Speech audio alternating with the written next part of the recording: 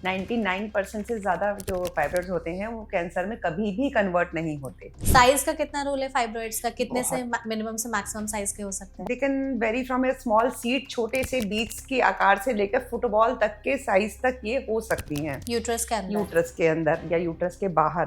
कौन सी ऐसी लेडीज हैं जो सबसे ज्यादा रिस्क पर है कि हाँ इन्हें यूटरस में गांठ बनने के चांसेस ज्यादा हैं, तो वो कौन है? जनरली ये चाइल्ड बेयरिंग एज ग्रुप में होता है, जैसे हम 20 to 40 45 तक बोलेंगे कि चाइल्ड बेयरिंग एज ग्रुप होता है।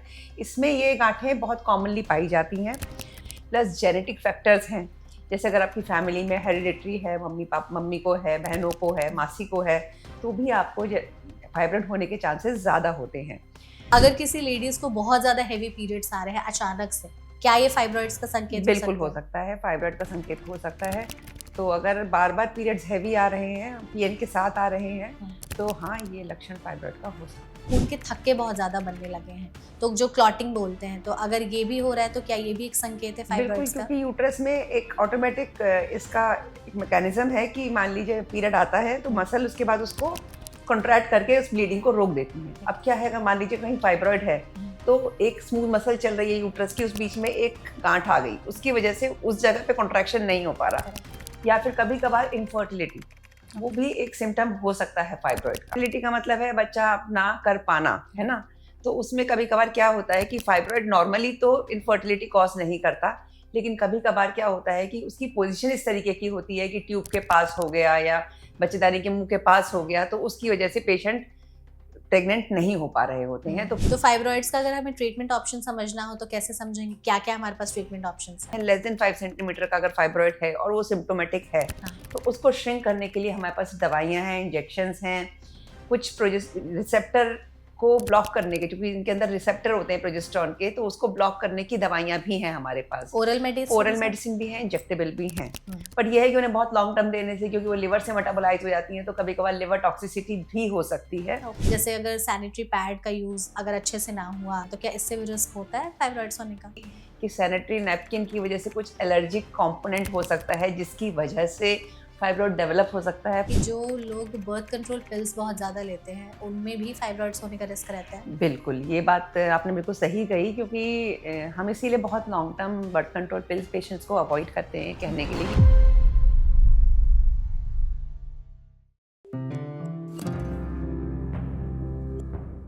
इंडिया में ऑलमोस्ट 30 से 40% लेडीज ऐसी हैं जो अपनी रिप्रोडक्टिव एज में फाइब्रॉइड्स का सामना करती हैं, लेकिन इसे लेकर के अवेयरनेस काफी ज्यादा कम है क्योंकि कई बार सिम्टम्स इतने सटल होते हैं जो इग्नोर हो जाते हैं।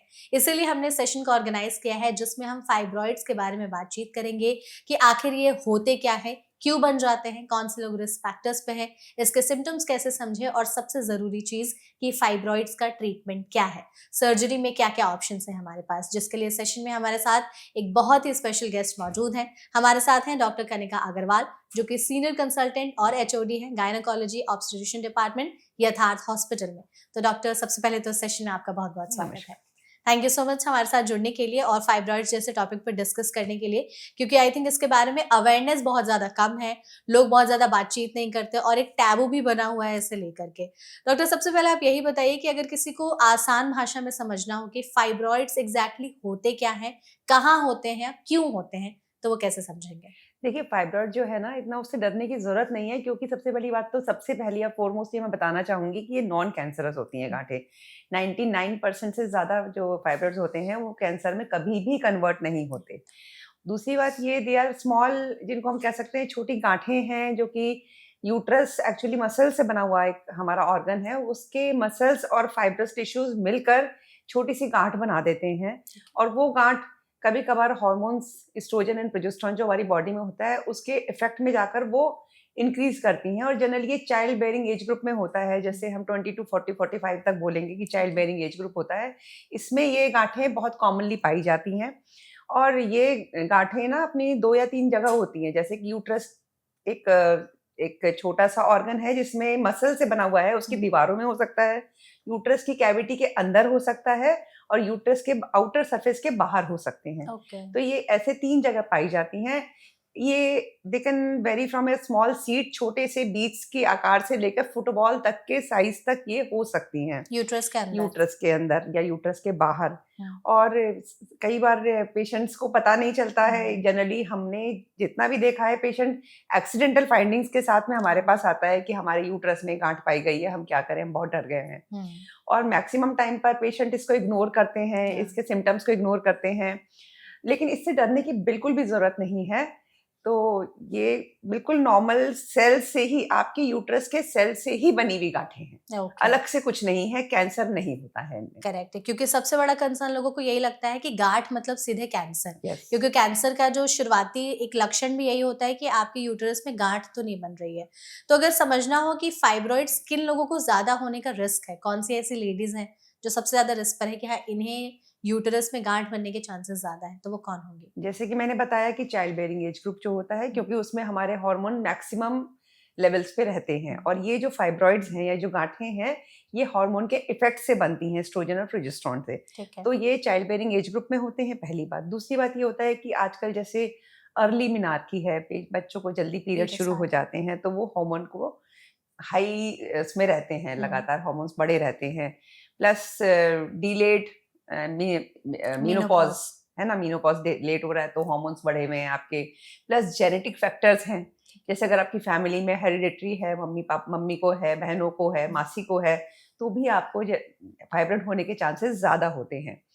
तीसरी बात है पॉलीसिस्टिक ओवरीज हैं, उसमें एस्ट्रोजन बढ़ा रहता है। एस्ट्रोजन बढ़ा रहता है तो फाइब्रॉइड के अंदर जो सेल्स होते हैं उनके अंदर रिसेप्टर्स होते हैं। वो रिसेप्टर्स एस्ट्रोजन और प्रोजेस्टेरोन के लिए ज्यादा रिसेप्टिव होते हैं, उनको ज्यादा रिस्पॉन्ड करते हैं। तो अगर एस्ट्रोजन का लेवल कॉन्स्टेंटली हाई रहेगा तो फाइब्रॉइड ज्यादा जल्दी जल्दी बढ़ेंगे। तीसरा है लाइफस्टाइल, जिसमें आप अल्कोहल समझ लीजिए, alcohol is directly related to fibroid, sedentary lifestyle directly related to fibroids। तो ये सब चीजें हैं जो लाइफस्टाइल की आजकल जो चल रहा है उसमें फाइब्रोइड ज्यादा डायग्नोज भी हो रहे हैं, बन भी रहे हैं। ये सारे जो है रिस्क फैक्टर्स हो सकते हैं। कुछ हम सिम्टम समझने की कोशिश करते हैं, हम आपसे एक एक करके कुछ ऐसे लक्षण पूछेंगे, आप प्लीज बताइएगा कि क्या ये फाइब्रोइड्स की तरफ इशारा हो सकते हैं। अगर किसी लेडीज को बहुत ज्यादा हेवी पीरियड्स आ रहे हैं अचानक से, क्या ये फाइब्रॉइड्स का संकेत बिल्कुल हो सकता है, फाइब्रॉइड का संकेत हो सकता है। तो अगर बार बार पीरियड्स हैवी आ रहे हैं, पीएन के साथ आ रहे हैं, तो हाँ ये लक्षण फाइब्रॉइड का हो सकता है। पीरियड्स पहले नॉर्मल आते थे, लेकिन अचानक से पीरियड्स में खून के थक्के बहुत ज्यादा बनने लगे हैं, तो जो क्लॉटिंग बोलते हैं, तो अगर ये भी हो रहा है तो क्या ये भी एक संकेत है फाइब्रॉइड्स का? क्योंकि यूट्रस में एक ऑटोमेटिक इसका एक मैकेनिज्म है कि मान लीजिए पीरियड आता है तो मसल उसके बाद उसको कॉन्ट्रैक्ट करके उस ब्लीडिंग को रोक देती है। अब क्या है, अगर मान लीजिए कहीं फाइब्रॉइड है तो एक स्मूथ मसल चल रही है यूट्रस की, उस बीच में एक गांठ आ गई, उसकी वजह से उस जगह पे कॉन्ट्रैक्शन नहीं हो पा रहा, तो इफेक्टिव कॉन्ट्रैक्शन ना होने की वजह से वो ब्लीडिंग नहीं रुक पा रही, तो वो क्लॉट्स बन के ब्लीडिंग बड़ी बड़ी क्लॉट्स बन के निकलते हैं। ठीक है। पेल्विक पेन, लोअर बेली में या एब्डोमेन में पेन अगर बहुत ज्यादा रह रहा है किसी भी लेडीज को, तो समझ सकते हैं फाइब्रॉइड्स का इशारा? बिल्कुल हो सकता है, क्योंकि जो सबम्यूकोसल फाइब्रॉइड होते हैं, जो कैविटी के अंदर फाइब्रॉइड्स होते हैं, वो सबसे पहले ब्लीडिंग से भी ज्यादा पेन्स के साथ प्रेजेंट करते हैं। या फिर बहुत बड़े फाइब्रॉइड अगर होते हैं तो वो पेल्विक पेन में, क्योंकि अगल बगल के स्ट्रक्चर्स को दबाना, नस को खींचना, ये पेल्विक पेन जो है वो फाइब्रॉइड की निशानी हो सकते हैं। कई लेडीज बैक पेन की भी कंप्लेन के साथ आती हैं कि पीठ में बहुत ज्यादा अचानक से दर्द रह रहा है, ये भी फाइब्रॉइड्स का लक्षण है? बिल्कुल हो सकता है, क्योंकि वो मास इफेक्ट होता है, इसको बोलते हैं, तो वो उसकी वजह से हो सकता है। अगर यूरिन में चेंजेस हो रहे हैं, बहुत ज्यादा यूरिन पास ऑन करने की अर्ज हो रही है, या यूरिन में फाउल स्मेल आ रहा है, ये भी एक लक्षण है बिल्कुल। अगर फाइब्रॉइड आगे की तरफ है यूट्रस में, हमारे पेशाब की थैली या यूरिनरी ब्लैडर यूट्रस के आगे होता है, तो अगर मान लीजिए एंटीरियर साइड में फाइब्रॉइड है तो वो यूट्राइन जो हमारे ब्लैडर को प्रेस करके उसमें फ्रीक्वेंसी और पेन के सिम्टम्स हो सकते हैं। इसके अलावा भी कुछ ऐसे लक्षण हैं जो हमें समय रहते समझ लेने चाहिए कि शायद ये यूटेरस में गांठ बनने की तरफ इशारा हो सकता है? बिल्कुल, फाइब्रॉइड्स हैं तो कॉन्स्टिपेशन भी कर सकता है, पेन ड्यूरिंग पीरियड्स है, फ्रीक्वेंट पीरियड्स तो आपने बता ही दिया। इसके अलावा pen during intercourse, this is a very common symptom, जिसके लिए पेशेंट हमारे पास आते नहीं है, पर हम उनको बताएंगे कि ये भी एक सिम्टम फाइब्रॉइड का हो सकता है। ओके, तो इंटरकोर्स के बाद अगर क्या कुछ चेंजेस ऐसे दिख रहे हैं कि बहुत ज्यादा पेन रह रहा है, या ब्लीडिंग हो रही है, या स्पॉटिंग अगर हो जा रही है, तो ये भी फाइब्रॉइड्स का लक्षण हो सकता है। Pain during intercourse and spotting after intercourse is also a symptom of fibroid. Fibroids का नाम सुनते ही लोग घबरा जाते हैं कि गांठ बन गई है, इसका मतलब कि अब बहुत ज्यादा कोई गंभीर बीमारी हो गई है।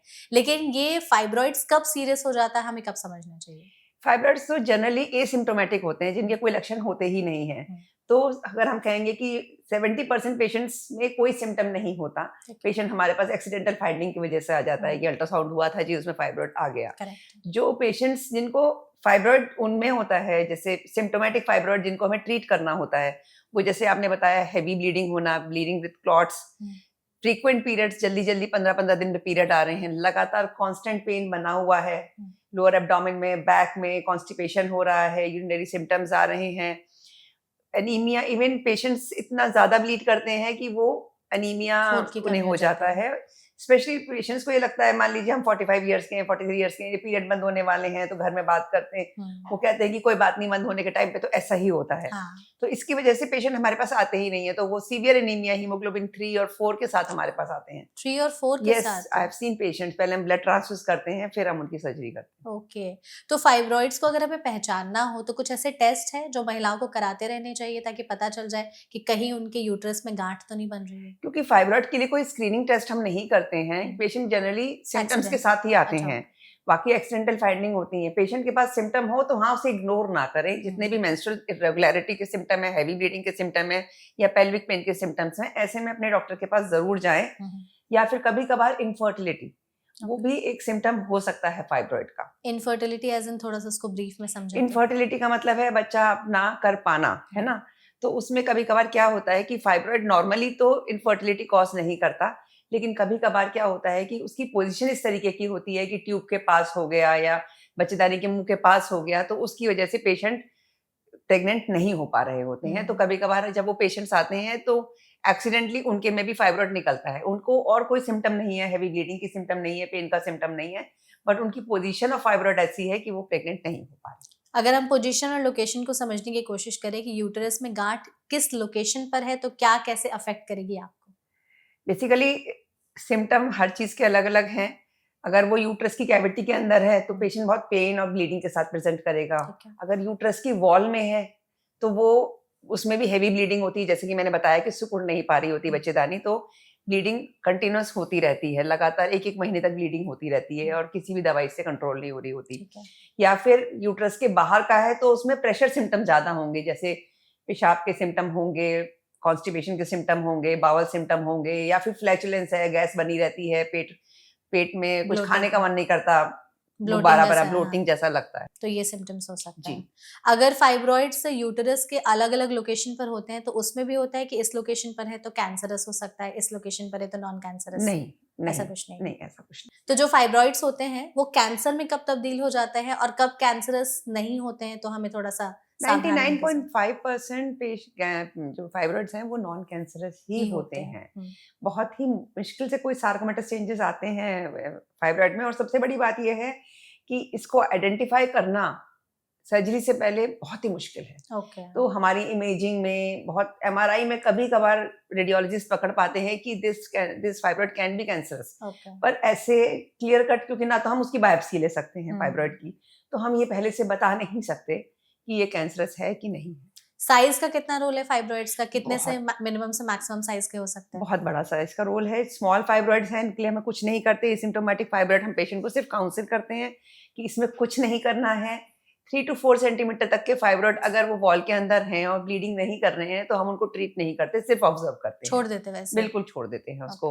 अगर वो यूट्रस की कैविटी के अंदर है तो 1 सेंटीमीटर का फाइब्रॉइड भी बहुत अच्छी खासी ब्लीडिंग कर सकता है। अच्छा। हाँ, या फिर यूट्रस के बाहर बड़े फाइब्रॉइड्स हैं जो कि 5 सेंटीमीटर के ऊपर हैं, प्रेशर सिम्टम दे रहे हैं, और कभी कभार तो इतने बड़े बड़े फाइब्रॉइड होते हैं जैसे कि 4 मंथ्स या 5 मंथ्स के बेबी के बराबर के फाइब्रॉइड्स होते हैं, या इवन जिफिस्टर्नम के बराबर, मतलब छाती तक के फाइब्रॉइड भी होते हैं, जो पेशेंट्स को पता ही नहीं चलता क्योंकि ब्लीडिंग उनको नॉर्मली होती है और वो बस साइज बाहर की तरफ बढ़ता जाता है जब वो प्रेशर सिम्टम के साथ हमारे पास आते हैं। तो बाहरी कुछ चेंजेस आ जाते हैं अगर फाइब्रॉइड्स इतने बड़े साइज के होते हैं? हाँ, बिल्कुल आ सकते हैं। पेट आपको फूला हुआ लगेगा। कुछ पेशेंट तो ये भी सोचते हैं कि हमें प्रेगनेंसी है, वो इतने बड़े फाइब्रॉइड्स के साथ में आते हैं। अच्छा। वजन बढ़ जाता है उनका, फ्लैचुलेंस बहुत ज्यादा हो रही होती है, तो they have a constant feeling कि हम प्रेग्नेंट हैं। ओके, तो ये मतलब उस टाइम पर उनके पीरियड्स भी फ्लक्चुएट हो रहे होते हैं तो उन्हें क्योंकि लगता है कि दैट दे आर प्रेग्नेंट। तो फाइब्रॉइड्स को अगर हमें समझना हो कि हाँ, कहीं किसी को फाइब्रॉइड्स तो नहीं है, आपने हमें इनिशियल सिम्पटम्स बताए कि ये अंदरूनी सिम्टम्स है। बाहरी लक्षण देख करके आप या कोई पता लगा सकता है कि इसे फाइब्रॉइड्स तो नहीं है? पेशेंट्स आते हैं अगर वो बहुत सीवियरली एनीमिक हैं हमारे पास या फिर एब्डोमेन बहुत ही डिस्टेंडेड है, फुल फूला है। हुआ है, तभी हम देख के बता सकते हैं कि इस पेशेंट को फाइब्रॉइड हो सकता है। ओके, तो अगर कोई पेशेंट आपके पास आया, आपने चेक किया, उनको पता चल गया कि फाइब्रॉइड्स है, फिर साइज़ के हिसाब से ट्रीटमेंट ऑप्शंस बताते हैं आप लोग या लोकेशन के हिसाब से? साइज के हिसाब से ही बताते हैं। Any fibroid more than 5 centimetre might need a surgery. Surgery. हाँ, 5 सेंटीमीटर के ऊपर है क्योंकि वो सिम्प्टोमेटिक हो ही जाता है। हुँ, या फिर कभी-कभार सब सीरियस फाइब्रॉइड जिनको बोलते हैं, जो यूट्रस के बाहर के फाइब्रॉइड हैं, वो अगर ऐसी लोकेशन पे हैं जो बिल्कुल परेशान नहीं कर रहे, तो वो हम उनको नहीं भी ट्रीट करें, सिर्फ ऑब्जर्वेशन में रखें और आफ्टर सर्टेन एज जैसे अब मेनोपॉज़ होने लग जाएगा तो हार्मोन सारे घट जाएँगे। हुँ। तो उसके बाद वो श्रिंक भी कर जाते हैं। खुद ही डिसॉल्व हो यस, जाता है। वो डिसॉल्व तो नहीं बोलेंगे, हाँ, साइज़ ज़रूर श्रिंक हो जाता है। ओके, तो फाइब्रॉइड्स का अगर हमें ट्रीटमेंट ऑप्शन समझना हो तो कैसे समझेंगे? क्या-क्या हमारे पास ट्रीटमेंट ऑप्शंस हैं? किसी भी फाइब्रॉइड या किसी भी चीज़ का जो बीमारी है उसके हम स्टार्ट करते हैं मेडिकल ट्रीटमेंट, फिर कंज़र्वेटिव सर्जिकल ट्रीटमेंट, देन वो होता है कि कंप्लीटली रिमूवल। ठीक है। तो हम मेडिकल ट्रीटमेंट से स्टार्ट करते हैं। लेस देन 5 सेंटीमीटर का अगर फाइब्रॉइड है और वो सिम्प्टोमेटिक है, हाँ। तो उसको श्रिंक करने के लिए हमारे पास दवाइयाँ हैं, इंजेक्शंस हैं, कुछ रिसेप्टर को ब्लॉक करने के, क्योंकि इनके अंदर रिसेप्टर होते हैं प्रोजेस्टेरॉन के, तो उसको ब्लॉक करने की दवाइयाँ भी हैं हमारे पास। ओरल ओरल मेडिसिन मेडिसिन भी है, इंजेक्टेबल भी हैं। हुँ, पर ये है कि उन्हें बहुत लॉन्ग टर्म देने से, क्योंकि वो लिवर से मेटाबोलाइज़ हो जाती हैं, तो कभी-कभार लिवर टॉक्सिसिटी भी हो सकती है। ओके। तो हम बहुत लॉन्ग टर्म तो नहीं देते, लेकिन जैसे जिनमें पीरियड डिले, मान लीजिए किसी के सर्जरी डिले होनी है हुँ, या पेशेंट्स हैं जो सर्जरी बिल्कुल नहीं कराना चाहते, अभी उन्हें प्रेगनेंसी चाहिए, हुँ। ऐसे पेशेंट्स को हम मेडिकल ट्रीटमेंट से ट्रीट कर सकते हैं, प्रोवाइडेड कि उसका साइज़ और उसका सिम्पटम ऐसा हार्म, मतलब इतना वैसा ना हो, हार्मफुल ना हो। हुँ, हुँ। इंजेक्शंस कहाँ लगते हैं फिर ये? इंजेक्शन सबक्यूटेनियस और आईएम मसल में दोनों लगते हैं। ठीक वो हम लोग वीकली इंजेक्शंस, मंथली इंजेक्शन भी होते हैं। ओके। जीएनआरएच जिसमें हम साइज़ थोड़ा श्रिंक कर सकते हैं। मान लीजिए बहुत बड़ा है, हुँ, तो उसको साइज़ श्रिंक भी कर सकते हैं हम उसका थोड़ा बहुत ठीक है। उससे। आपने ये ओरल वाला बता दिया, दूसरा ट्रीटमेंट ऑप्शन क्या है? दूसरा तो फिर एक इंजेक्टेबल और ओरल के बाद में फिर आता है कंज़र्वेटिव सर्जरी। कंज़र्वेटिव सर्जरी में ये होता है कि हम उसको 2 तरीके से, एक होता है कि हमने दूरबीन द्वारा, जैसे आजकल सारी लैप्रोस्कोपिक सर्जरीज़ होती हैं, दूरबीन द्वारा हमने मायोमा निकाल दिया, यानी कि फाइब्रॉइड, मायोमा, लियोमायोमा जो भी कहते हैं, उसको निकाल के, उसको छोटे-छोटे पीसेस करके हम उसी छेद से की होल सर्जरी से निकाल लेते हैं। ठीक है। एक और होता है यूट्राइन आर्टरी एम्बोलाइज़ेशन जिसको बोलते हैं। यूट्राइन आर्टरी एम्बोलाइज़ेशन ये समझ लीजिए कि जिस तरीके से हम एंजियोग्राफी टाइप की करते हैं, उसमें हम ब्लड वेसल के थ्रू जाते हैं अंदर और वहाँ पर जो उस फीडिंग वेसल होती है मायोमा की, जो उसको ब्लड प्रोवाइड कर रही होती है, उसको ब्लॉक कर देते हैं। ओके, तो उसका साइज़ काफ़ी हद तक श्रिंक कर जाता है। श्रिंक हो जाता है and last is surgery. Last तो फिर ये है कि पूरी यूट्रस निकालना, बच्चेदानी निकालना। वो तो कब करना पड़ता है फाइब्रॉइड्स वो में? हम पहली बात तो एज पे बहुत डिपेंड करता है। पेशेंट अगर 45 ईयर्स से ऊपर है, उसको आगे बच्चे नहीं चाहिए, उसको या तो फिर कम भी है तो इतनी मल्टीपल फाइब्रॉइड है। हुँ, एक सिंगल फाइब्रॉइड होता है, इसमें हम सिंगल फाइब्रॉइड में तो हम मायोमेक्टमी करके सिर्फ गाँठ निकाल देते हैं ठीक है। और वो फिर नॉर्मल हो जाता है हुँ, यूट्रस। लेकिन जब मल्टीपल फाइब्रॉइड्स हैं, खूब सारे फाइब्रॉइड्स हैं, तो उसको हम कहाँ तक निकालेंगे, और जितने निकालेंगे पता लगा कुछ छूट भी सकते हैं उसके अंदर, क्योंकि पूरा यूट्रस तो नहीं निकाल रहे हम। तो करेक्ट। ऐसी कंडीशन में अगर उसकी एज 40-45 प्लस है, उसको आगे बच्चे नहीं चाहिए, तो हम ऐसे केसेस में सर्जरी करते हैं जिसमें हम पूरा यूट्रस निकालते हैं। तो यूट्रस निकालने के बाद फिर क्या उनकी फर्टिलिटी या सेक्सुअल लाइफ अफेक्ट नहीं होती?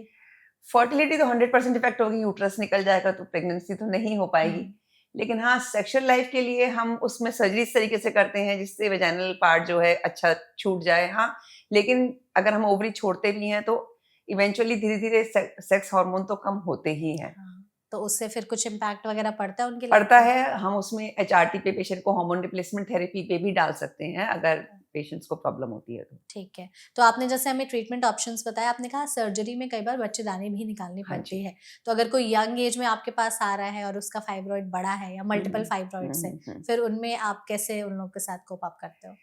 उनके साथ यही है कि पहले हम मेडिकल ट्रीटमेंट ट्राई करते हुँ, हैं और यूट्राइन एम्बोलाइजेशन भी इवन ट्राई करते हैं। कभी-कभार ऐसा होता है कि बड़े फाइब्रॉइड्स निकाल देते हैं, हम पेशेंट को ये समझा देते हैं कि देखिए सेकंड लुक सर्जरी हमें करनी पड़ सकती हुँ, है। इफ अगर वो बिल्कुल भी यूट्रस निकालने के फेवर में नहीं है नहीं। पेशेंट्स। बहुत सारे पेशेंट्स होते हैं, वो कहते हैं मैं अपनी एनाटॉमी नहीं खराब करना चाहता, तो वो हम उनको फिर नहीं निकालते हैं। बट हाँ, उनको काउंसलिंग करके, कंजर्वेटिव सर्जरी करके, मायोमास निकाल के, जो मेजर मायोमास हैं, जो उनको परेशान कर रहे हैं, जो उनको सिम्पटम दे रहे हैं, उसको निकाल के पेशेंट को काउंसिल करते हैं कि हाँ, आपको सेकंड सर्जरी के लिए जाना पड़ सकता है, ओके। या फिर अगर फिर से ये ठीक नहीं हुआ तो हो सकता है फिर हम आपके यूट्रस ही निकालें।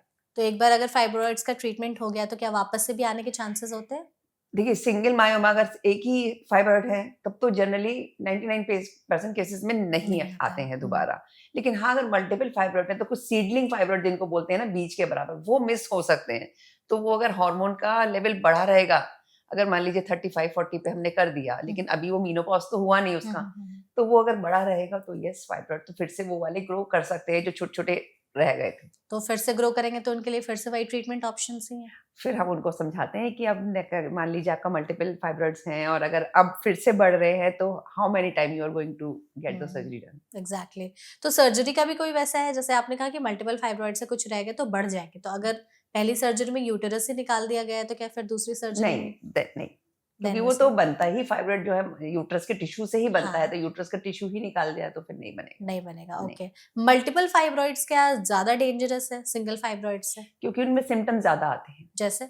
जैसे कि हेवी ब्लीडिंग होना, क्योंकि एक फाइब्रॉइड होना तो वो तो एक पोज़ीशन पर है, हाँ, ज़रूरी नहीं वो सिम्पटम दे या नहीं दे। लेकिन जब मल्टीपल फाइब्रॉइड्स होते हैं, तो वो मोर देन 50% केसेज़ में वो सिम्प्टोमैटिक होते हैं। ओके। हाँ। तो उनके सिम्पटम्स क्या वही सेम रहते सेम हैं? Bleeding, heavy bleeding, bleeding hmm. With clots, frequent periods, pain. ये सारी चीज़ें हो यस, सकती हैं। यस। फाइब्रॉइड्स को लेकर के लोगों के मन में ये भी रहता है कि अगर एक बार, जैसे आपने कहा कि मोस्टली रिप्रोडक्टिव एज में होता है, हुँ। तो आपको क्या लग रहा है आज के समय में फाइब्रॉइड्स के केसेज़ इतने ज़्यादा क्यों बढ़ रहे हैं? क्या कुछ ऐसे रीज़न्स हो सकते हैं इसके पीछे? जैसे कि मैंने बताया कि पॉलिसिस्टिक ओवरी आजकल बहुत कॉमन है, पीसीओएस सेडेंटरी हाँ, लाइफ़स्टाइल की वजह से या बच्चे शुरू से ही फ़ोन लेके बैठे रहते हैं, अर्ली मेनॉर्की है, पीरियड जल्दी आ जाते हैं, लेस देन 10 इयर्स की एज में बच्चों को पीरियड्स आ पीरियड्स रहे आ हैं रहे हैं, आजकल। हाँ। तो बहुत ज़्यादा हार्मोन का जो एक्सपोज़र है, हुँ, वो फाइब्रॉइड्स को बनाने में हेल्प करता है। करेक्ट है। तो बीइंग अ गायनेकोलॉजिस्ट आप कुछ ऐसे टिप्स या एडवाइस हमें सजेस्ट करेंगे कि फाइब्रॉइड्स के रिस्क को हम कैसे कम से कम कर सकते हैं ताकि हमें ना हो ये प्रॉब्लम? बिल्कुल, हम तो कहते हैं कि आप अपने लाइफ़स्टाइल चेंजेज़ सबसे पहला अगर हम प्रिस्क्राइब भी करते हैं, तो पहली चीज़ तो हम लाइफ़स्टाइल चेंजेज़ ही कहते हैं। इवन हुँ, बच्चे भी मेरे पास पीसीओएस लेकर आते हैं, 11-12 साल के बच्चे पीसीओडी लेकर हाँ। आते हैं। तो उनको हम सबसे ज़्यादा यही समझाते हैं कि अपने आप को किसी स्पोर्ट्स एक्टिविटी में इंडल्ज करिए, ताकि हुँ, एक बार जो बच्चे वहीं से आदत पड़ती है ना घर हुँ, से, हुँ, कि वहीं करेक्ट है। से जो आदत पड़ती है, वही आगे चलती है। हुँ, तो एक बार आप स्पोर्ट्स एक्टिविटी या फिज़िकल एक्टिविटी में अपने आप को इंडल्ज कर लेंगे, तो आप थ्रू आउट अपनी लाइफ़ में वो फ़ॉलो करेंगे। आई हैव करेंगे। सीन पेशेंट्स की जो 6 दिन ऑफिस जाते हैं, फिर भी 5 दिन जिम जाते हैं। हाँ। So it is a very good thing. तो आप एक तो सबसे पहली बात तो सेडेंटरी लाइफ़स्टाइल जो आजकल बच्चे फ़ोन लेके बैठे रहते हैं, वहीं से स्टार्ट करना है। हुँ, और उसके बाद लाइफ़स्टाइल में सिगरेट्स, अल्कोहल, ये सब चीज़ें हैं। रेड मीट भी बहुत commonly it is a causative factor for fibroids. Okay. और आप ग्रीन लीफी वेजिटेबल्स खाएँगे, हेल्दी डाइट खाएँगे, तो आपका फाइब्रॉइड जो है वो कम बनने की चांसेस होंगे। तो जैसे आपने डाइट की बात की, तो खाने में कुछ हमारे ऐसे कल्प्रिट्स हैं जो फाइब्रॉइड के रिस्क को बढ़ाती हैं? बिल्कुल, जो भी चीज़ें ओबेसिटी को प्रमोट करेंगी, हुँ, उसकी वजह से जो हम इसे पेरिफेरल एस्ट्रोजेंस बोलते हैं, क्योंकि हमारा ओबेसिटी की वजह से, मोटापे की वजह से पेरिफेरल एस्ट्रोजेंस बढ़ जाते हैं। हुँ, पेरिफेरल एस्ट्रोजेंस बढ़ने से हमारे फाइब्रॉइड्स बढ़ सकते हैं। करेक्ट है। तो इसमें आजकल जो सेडेंटरी लाइफ़स्टाइल है, साथ में जो बैठे-बैठे हम चिप्स खा रहे हैं या हम नूडल्स खाते हैं, मैदा नूडल्स वाली खा रहे चीज़ें। हैं, मैदा, रिफाइंड फ्लावर्स, ये सब चीज़ें जो खा रहे हैं, जो एनर्जी ड्रिंक्स पी रहे हैं, इन हुँ, सब से हमारा वेट गेन होता है। करेक्ट है। तो इसके लिए हमें अपना लाइफ़स्टाइल सुधारना रहेगा, और diet is very important and specially red meat, we hmm, should avoid red meat also. Okay. कुछ डाइट में ऐसी चीज़ें हैं जो हम शामिल कर सकते हैं ताकि फाइब्रॉइड के रिस्क को कम कर सकें? डाइट में ऐसी बहुत सारी चीज़ें हैं जो आजकल फ्लेक्स सीड्स हैं, या फिर हम उसको बोलेंगे कि ग्रीन लीफी वेजिटेबल्स हैं, हुँ, और हाई अच्छा गुड प्रोटीन डाइट है, not red meat, hmm, hmm, it has to be white meat, fish, these things, ये सब चीज़ें जो अगर अपनी डाइट में इंक्लूड करते हैं, और बहुत ही हेवी फैट डेयरी नहीं लेते हैं, हाँ। तो ये सब चीज़ें आपको बचा सकती हैं, फाइब्रॉइड के डेवलपमेंट होने का ही से ही बचा सकते हैं। करेक्ट है, बिल्कुल। अच्छा डॉक्टर, बहुत सारे लोगों के साथ ये कंसर्न भी रहता है कि जो वो पीरियड्स के दौरान चीज़ें यूज़ करती हैं, क्या उससे भी फाइब्रॉइड्स का रिस्क रहता है? जैसे अगर सैनिटरी पैड का यूज़ अगर अच्छे से ना हुआ या कप, टैम्पॉन्स का यूज़ अच्छे से ना हुआ, तो क्या इससे भी रिस्क होता है फाइब्रॉइड्स होने का?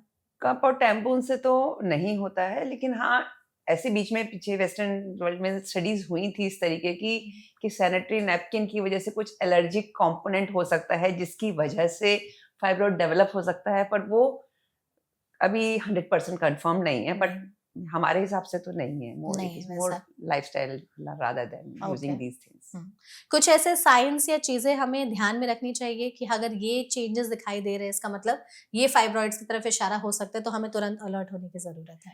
हाँ, बिल्कुल, जैसे कि पीरियड्स आपको सडनली साइकिल्स शॉर्ट होने लगी हैं आपकी पीरियड्स, तो आप उस चीज़ को ये मत सोचिए कि मेरी एज बढ़ रही है, तो ये तो हो ही सकता है। हम्म, या बहुत थकावट रह रही है आपको, तो हो सकता है वो एनीमिया का साइन हो, आपको पता ही ना हो। हम्म, आपको लगता है कि पीरियड्स तो इतने ही होते हैं, हमेशा से पेशेंट्स आते हैं हमारे, कुछ तो ये ऐसे बोलते हैं कि हमें तो हमेशा से इतनी ही ब्लीडिंग होती थी, हाँ, सडनली क्या हो गया?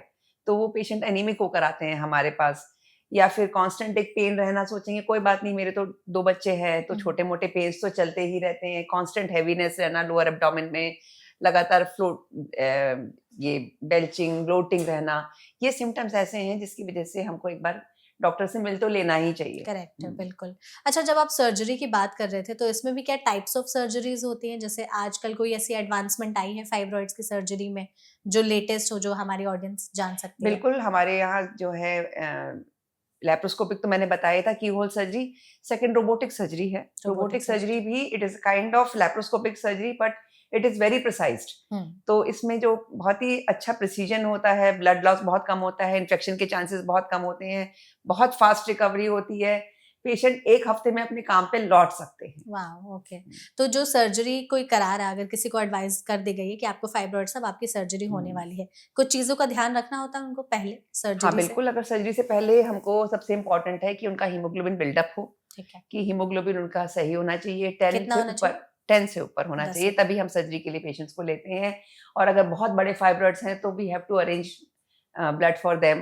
ओके। और दूसरी बात ये है कि इन्फेक्शंस नहीं होने चाहिए, वेजाइनल डिस्चार्ज और इस तरीके के इन्फेक्शन को हम पहले ही ट्रीट करते हैं। हुँ, यूरिनरी इन्फेक्शन को, यानी किसी को फ्रीक्वेंसी है, यूरिन में बार-बार जाना पड़ रहा है, इस तरह के इन्फेक्शन को, क्योंकि एरिया वही है, हुँ। तो ये सारे इन्फेक्शंस को हम पहले ट्रीट करते हैं। और इमेजिंग है, हम एमआरआई कराते हैं, अल्ट्रासाउंड, एमआरआई, ये सब कुछ कराकर ही सर्जरी के लिए लेते हैं तो पेशेंट्स। अगर सर्जरी हो रही है किसी पेशेंट की, उस दौरान उनके साथ क्या चीज़ें हो रही होती हैं? वो थोड़ा-सा अगर आप डिस्क्राइब करना चाहें तो? मतलब पेशेंट कैसे प्रोसीजर, मतलब क्या प्रोसेस होता है सर्जरी का? प्रोसेस ये होता है कि मान लीजिए आपकी सर्जरी हुई, तो एक तो पूरे फुल एनेस्थीसिया में होगी, पेशेंट को एनेस्थीसिया के लिए प्रिपेयर किया जाएगा, उसके लिए एनेस्थीसिया के चेकअप्स होते हैं, और फिर पेशेंट को जब वो एनेस्थीसिया फिट होता है, तब पेशेंट को सर्जरी के लिए लिया जाता है। ठीक है। तो उसमें 2 तरीके के एनेस्थीसियाज़ होते हैं, एक रीजनल एनेस्थीसिया होता है, जो कहते हैं ना पीठ में सुई लगा के, हुँ, हुँ। स्पाइनल या एपिड्यूरल। दूसरा होता है पूरा जीए में एनेस्थीसिया, जो फुल जनरल एनेस्थीसिया होता है। ठीक है, जितनी भी लैप्रोस्कोपिक या रोबोटिक सर्जरी होती हैं, वो जनरल एनेस्थीसिया में होती हैं। तो patient should be fit for that surgery. ठीक है। उसके बाद हम कट लगा के, यूट्रस में कट लगाया जाता है, उसके बाद फाइब्रॉइड को रिमूव किया जाता है और बचे हुए टिश्यू को वापस से स्टिच करके छोड़ दिया जाता है। This is called myomectomy, okay. है ना, लैप्रोस्कोपिक या रोबोटिक मायोमेक्टमी। हुँ, और यूट्रस निकालना है, वो तो फिर पूरा यूट्रस निकलता ही है निकलता ही उसमें। है। तो पूरी सर्जरी में एग्ज़ैक्ट टाइम कितना लगता है? मायोमेक्टमी में करीब 2 to 4 hours, depending upon the size of myoma. ठीक है। और जो दूसरा वाला आप बता रहे थे, मा जब यूटेरस निकालना रहता है तो? हिस्टेरेक्टमी में ये दोनों ही सर्जरी इतने ही आवर्स की हैं। हुँ, छोटा फाइब्रॉइड होता है तो हम 1 डेढ़ घंटे में भी हो जाता है। डिपेंड करता है कि साइज़ फाइब्रॉइड का कितना बड़ा है। तो डॉक्टर, जैसे किसी की सर्जरी हो गई, तो उसके बाद उनको रिकवर करने में एग्ज़ैक्टली कितना टाइम लगता है? अगर तो हमने लैप्रोस्कोपिक या रोबोटिक सर्जरी करी है, तो पेशेंट 3rd डे हम 24 टू 48 आवर्स में पेशेंट घर जा सकते हैं। ओके। और उसके बाद हम तो उनको कहते हैं कि they can resume to their work after 1 week, hmm, hmm. After stitch removal. ठीक है। स्टिचेज़ हटाने के बाद हम 1 वीक के बाद वो जितनी उनकी क्षमता है उतना काम वो कर सकते हैं।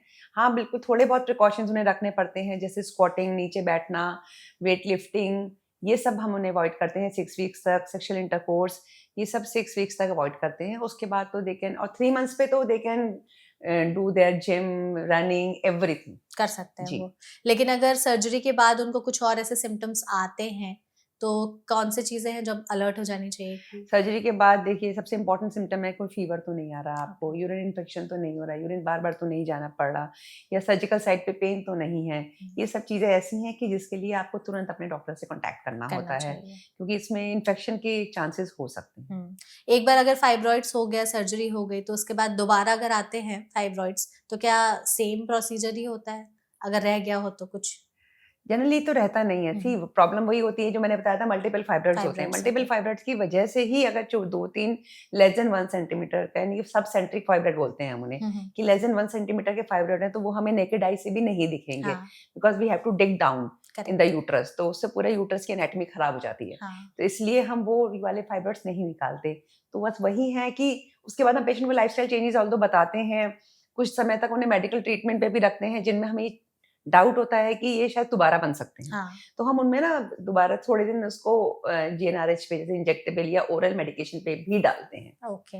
अच्छा, एक और लोगों का सवाल यहाँ पर बहुत ज़्यादा रहता है कि जो लोग बर्थ कंट्रोल पिल्स बहुत ज़्यादा लेते हैं, उनमें भी फाइब्रॉइड्स होने का रिस्क रहता है? बिल्कुल, ये बात आपने बिल्कुल सही कही, क्योंकि हम इसीलिए बहुत long term birth control pills patients को अवॉइड करते हैं, हुँ, कहने के लिए कि वो आते हैं हमारे पास, तो हम कहते हैं 2 इयर्स हो गया है तो you go for multi load या कोई और चीज़ लगवा लो, या कुछ अलग तरीके से आप अपना बर्थ कंट्रोल करो, क्योंकि वो उसमें हार्मोन पिल्स ही होती हैं। हुँ, एस्ट्रोजन प्रोजेस्टेरोन ही है वो। है, तो वो कांस्टेंट एस्ट्रोजन प्रोजेस्टेरोन पे रहते हैं पेशेंट्स। ओके। और इस फाइब्रॉइड के अंदर मैंने आपको बताया था रिसेप्टर्स होते हैं हुँ, जो उनकी वजह से ग्रो करते हैं। करेक्ट है।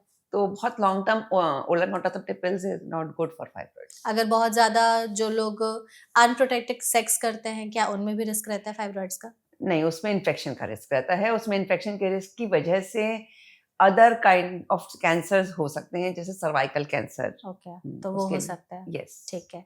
कुछ ऐसे एक्सरसाइज़ेज़ या योगा है जो कर सकते हैं ताकि हम फाइब्रॉइड्स के रिस्क को थोड़ा कम कर सकें?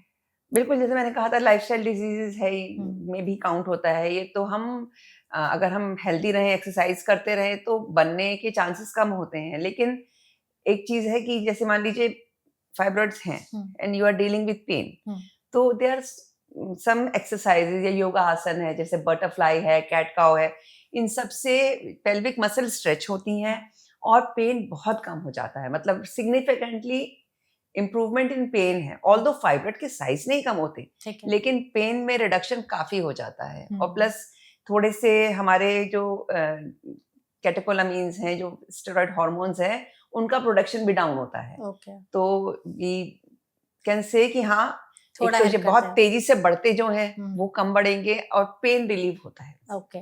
तो फाइब्रॉइड्स का अगर हमें समझना हो कि कौन से ऐसे फाइब्रॉइड्स हैं जिन्हें आप लोग ऐसे ही छोड़ देते हैं बिना किसी ट्रीटमेंट के, हुँ। और कौन से ऐसे फाइब्रॉइड्स हैं जिनको ट्रीटमेंट की ज़रूरत पड़ती है, तो वो कैसे समझेंगे? देखिए, सिम्प्टोमेटिक फाइब्रॉइड्स की ट्रीटमेंट की ज़रूरत होती ही है। अगर हुँ, आपको हेवी ब्लीडिंग है, पीरियड्स में बहुत ज़्यादा पेन है, क्लॉट्स आ रहे हैं, या फिर बहुत सीवियर प्रेशर सिम्पटम है, यूरिनरी सिम्पटम है, कॉन्स्टिपेशन है, इन सब में तो हम ट्रीट करते ही करते हैं। ठीक है। इसके अलावा अगर आप एसिम्प्टोमेटिक है हुँ, और पैल्पेबल फाइब्रॉइड है, मतलब कि हमको एब्डोमेन से, क्योंकि यूट्रस एक पेल्विक ऑर्गन होता हुँ, है, हुँ, ये हमको एब्डोमेन से फील नहीं होता जब हम पैल्पेट करते हैं। लेकिन अगर पैल्पेबल फाइब्रॉइड है, अगर हमको फील होने लग रहा है वो यूट्रस में, इसका मतलब वो प्रेशर सिम्पटम आगे कहीं न कहीं देगा। देगा, हाँ। तो उसको हम ट्रीट करते हैं। इसके हुँ, अलावा लेस देन 5 सेंटीमीटर के फाइब्रॉइड्स हैं, जो कोई सिम्पटम नहीं दे हुँ, रहे, ना ब्लीडिंग है, पेशेंट को कोई ना पेन है, कुछ नहीं है, तो उनको हम छोड़ देते हैं, उनको ऑब्जर्वेशन में बस। लेते हैं। प्लस अगर मान लीजिए पेशेंट इज़ नियर मेनोपॉज़, हुँ, तो हम ये भी सोचते हैं कि हाँ, मेनोपॉज़ आ जाएगा, उसके लिए हम कुछ 1 या 2 साल तक हम उनको ओरल मेडिकेशन पे डाल देते हैं, पेशेंट का मेनोपॉज़ आ जाता है और ब्लीडिंग काफ़ी हद तक कम हो कम हो जाती है। जाता अगर ब्लीडिंग थोड़ी बहुत हैवी भी है और अगर पेशेंट मेनोपॉज़ अचीव कर लेता है, तो उसको सर्जरी की ज़रूरत नहीं पड़ती। है। ओके, तो आई थिंक अभी तक इस सेशन में हमने फाइब्रॉइड्स पर हर एक एस्पेक्ट को टच करते हुए बहुत ही अच्छी खासी बातचीत की है। हम चाहते हैं डॉक्टर कि जाते-जाते आप हमारी ऑडियंस को एक टिप या एडवाइस या मंत्रा ज़रूर दें कि अगर फाइब्रॉइड से वो बचना चाहते हैं, क्या चीज़ें अपनी लाइफ में करें, डू एंड डोंट्स किन चीज़ों का ध्यान रखें? देखिए, एक तो डरना नहीं है फाइब्रॉइड से, क्योंकि ये कोई ऐसी चीज़ है नहीं हुँ, कि जिससे हमें डरना चाहिए। हुँ, और दूसरी बात कि बहुत ही इंसिडेंटल फाइंडिंग है, जैसे किसी का कॉम्प्लेक्शन फेयर है, किसी का गेहुआ है, किसी के बाल ब्लैक हैं, किसी के ब्राउन हैं। फाइब्रॉइड को भी वैसे ही लेना चाहिए, ठीक है। पहली बात। दूसरी बात ये है कि जैसे बचपन से ही हम कहते हैं, हम अपने बच्चों को ये आदत डालें कि वो सेडेंटरी लाइफ़स्टाइल में ना ना रहें रहें। और एक एक्टिव लाइफ़स्टाइल जिएँ। प्लस फास्ट फूड को अवॉइड करें, एनर्जी ड्रिंक्स अवॉइड करें, साथ में अल्कोहल, स्मोकिंग, ये सब अवॉइड करें और एक हेल्दी लाइफ़स्टाइल जिएँ। तो फाइब्रॉइड का खतरा वैसे ही कम हो जाता है। बिल्कुल। तो आई थिंक अभी तक इस सेशन में आपने जितनी चीज़ें हमें बताई वो बहुत ज़्यादा यूज़फुल होने वाली है हमारी ऑडियंस के लिए। ट्रीटमेंट ऑप्शन से लेकर सिम्पटम्स और स्क्रीनिंग कितनी ज़्यादा ज़रूरी है, ये सब पर भी आपने बातचीत की है। थैंक यू सो मच हमारे साथ इस सेशन में जुड़ने के लिए। I hope you enjoyed the session. Thank you. Thank you so much. Audience, अगर आपके मन में फाइब्रॉइड से रिलेटेड कोई और भी सवाल रह गए हो तो आप कमेंट सेक्शन के ज़रिए हमसे पूछ सकते हैं। हम पूरी कोशिश करेंगे डॉक्टर के ज़रिए उन सभी सवालों के जवाब देने के। ऐसे और भी वीडियोज़ के लिए देखते रहिए एनबीटी लाइव। Thank you.